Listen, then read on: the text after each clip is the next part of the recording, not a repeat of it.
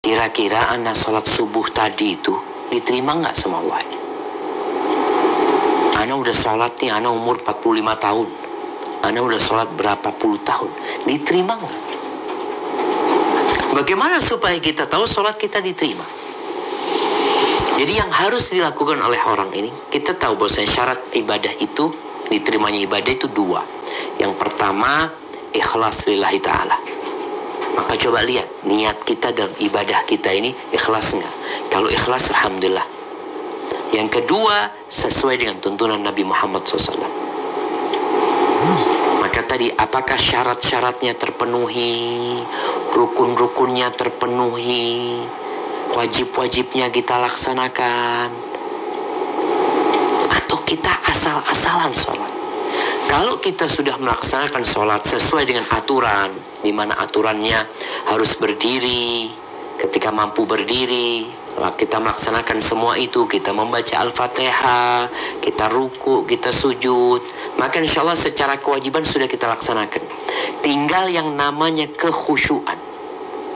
Di sini nilai sholat itu, jadi satu sama lain itu pahala sholatnya beda-beda. Sholatnya sama-sama sholat zuhur di masjid yang sama, satu soft, bahkan nempel sama kita.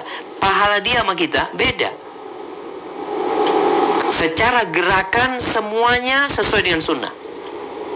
Sama-sama belajar sunnah nih. Jadi gerakannya sama, tumak ninanya sama, bacaan imamnya yang didengar sama. Imamnya baca Al-Fatihah sama baca Al-Bayyinah. Berarti kan kalau dipikir seharusnya pahalanya sama. Enggak, jadi perbedaan pahala nanti ini di kekhusyuan dia. Tapi kalau secara kewajiban, ya sah sholatnya, dia tidak punya kewajiban untuk ngulangin. Tapi secara pahala berbeda nantinya. Jadi mungkin seperti itu. Jadi kalau kita kepingin tahu sholat kita diterima atau tidak, ada standar yang sudah dibuat oleh Nabi kita Muhammad SAW. Yang pertama adalah berkaitan dengan keikhlasan, yang kedua berkaitan dengan rukun Islam, yang kedua adalah mengikuti aturan Nabi Muhammad SAW.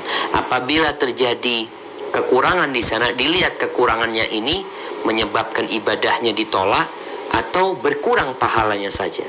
Seperti tadi, ketika orang itu nggak khusyuk sholatnya, nggak ditolak sholatnya, tapi pahalanya yang berkurang buat dia.